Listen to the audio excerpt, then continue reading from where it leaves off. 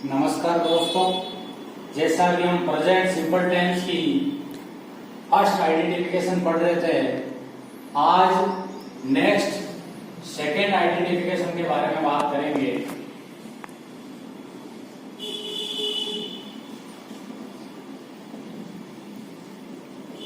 जिसका नाम है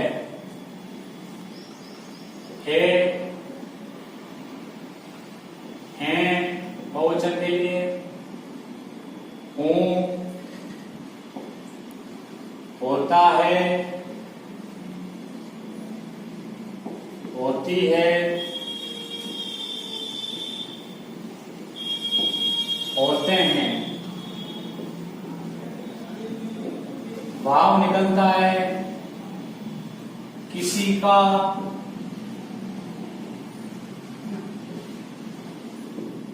कुछ ना कुछ,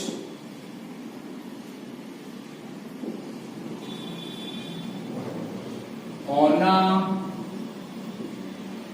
प्रकट होना।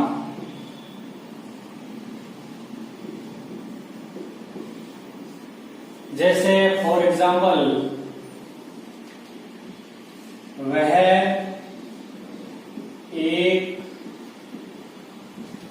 दुकानदार है। उसका एक दुकानदार होने का भाव प्रकट हो रहा है। उसी प्रकार रवि एक चिकित्सक है। रवि का एक चिकित्सक होना प्रकट हो रहा है। गाय एक उपयोगी जानवर होती है। तो हिंदी वाक्यों के अंत में है, होती है आदि पहचान आती रहती है और किसी का कुछ न कुछ होना प्रकट। जैसे तीसरे वाक्य में गाय एक उपयोगी जानवर होती है, तो गाय का एक यूजफुल एनिमल होने का भाव प्रकट हो रहा है। इसका पैटर्न रहेगा सूत्र subject plus is or are or am plus object plus others. सबसे पहले वाला वाक्य की अगर इंग्लिश बनाए तो इसमें सब्जेक्ट क्या है, वह, ही, इज आ रहा है में सिंगुलर के लिए इज। अब ऑब्जेक्ट लाना है, ए शॉपकीपर।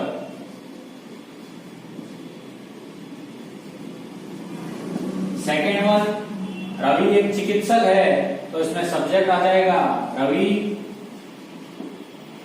सिंगुलर के लिए इज आ रहा है में से इज, एक चिकित्सक के लिए ए डॉक्टर। उसी प्रकार गाय एक उपयोगी जानवर होती है। काउ इज एक उपयोगी जानवर ऑब्जेक्ट, ए यूजफुल एनिमल। आगे चले तो थर्ड आइडेंटिफिकेशन है प्रेजेंट इंडेफिनिट टेंस में।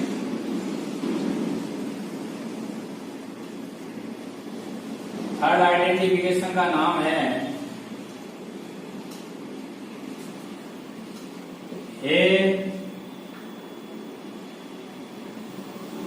हैं, होता है,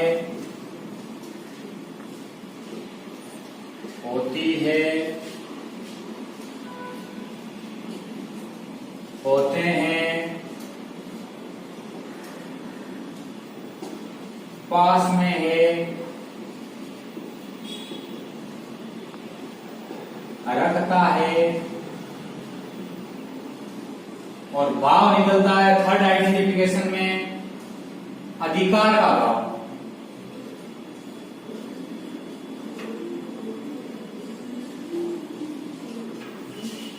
अधिकार का भाव निकलता है। जैसे फॉर एग्जाम्पल सोहन के 4 पुत्र हैं।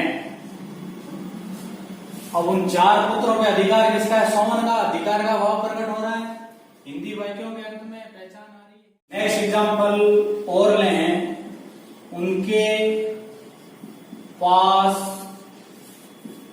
10 गायें हैं। पास में यानी अधिकार का भाव है। इसका पैटर्न रहेगा सब्जेक्ट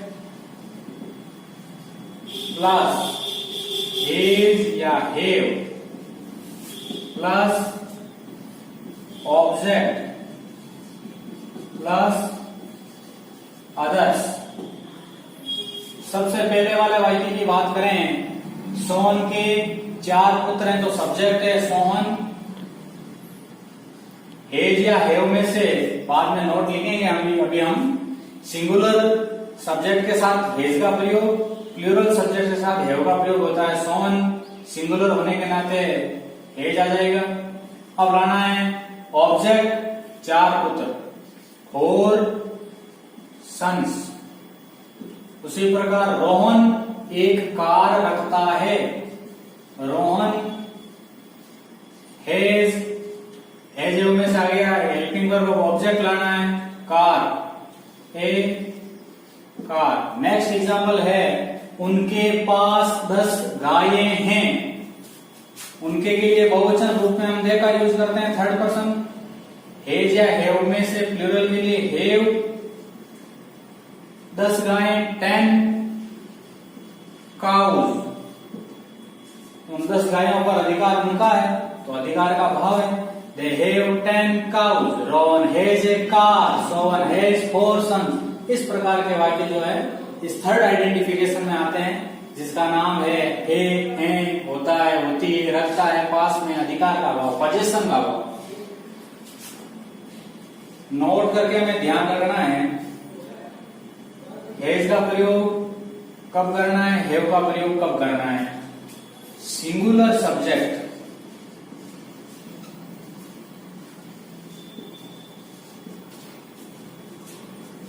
या कोई भी सिंगुलर सब्जेक्ट ले लो, पर्सन में ले लो, ही, सी, इट, इनके साथ जो है हैज का प्रयोग, और आई, वी, यू या कोई भी प्लूरल सब्जेक्ट जैसे राम एंड श्याम, सीता एंड गीता, इनके साथ जो है हैव का प्रयोग करना है।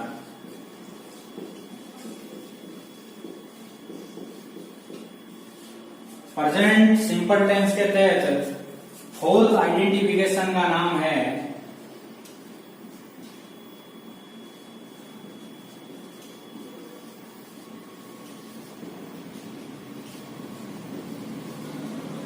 फोर्थ आइडेंटिफिकेशन है संख्यात्मक ऑब्जेक्ट के साथ। इस प्रकार के वाक्यों में हमेशा कोई न कोई जो ऑब्जेक्ट है संख्या के साथ आएगा। जैसे मेरे विद्यालय में 10 कमरे हैं। नेक्स्ट एग्जांपल, हमारे गांव में 5 विद्यालय हैं। तो ऑब्जेक्ट के साथ हमेशा संख्या आएगी। इसका पैटर्न क्या रहेगा? देयर से स्टार्ट करना है, there plus is or are plus संख्यात्मक ऑब्जेक्ट प्लस अदर्स। जैसे फर्स्ट वाला एग्जांपल हमारा था कि मेरे विद्यालय में 10 कमरे हैं, तो देयर और इस आर में से अगर प्लूरल है ऑब्जेक्ट तब तो आर लाना है, और सिंगुलर है तो इस लाना है। 10 कमरे प्लूरल हुआ, there are 10 rooms in my school. There is are में से आर प्लूरल के लिए 10 रूम्स हो गया संख्यात्मक ऑब्जेक्ट, और मेरे विद्यालय में इन माई स्कूल हो गया आपके अदर्स। दूसरा एग्जाम्पल हमने लिखा था हमारे गांव में 5 विद्यालय हैं, तो देयर से स्टार्टिंग करनी है, ये संख्यात्मक ऑब्जेक्ट वाला है देयर, और प्लूरल ऑब्जेक्ट है तो आर। 5 विद्यालय 5 स्कूल हमारे गांव में, अदर्स के लिए in our village there are 5 schools in our village. हमारे गांव में 5 विद्यालय हैं, ये हुआ संख्यात्मक ऑब्जेक्ट वाला। अब इस आर के लिए ध्यान रखना है इस पहचान में कि अगर ऑब्जेक्ट प्लूरल है तब तो आर लाना है, और ऑब्जेक्ट सिंगुलर है तब इज लाना है। Thank you.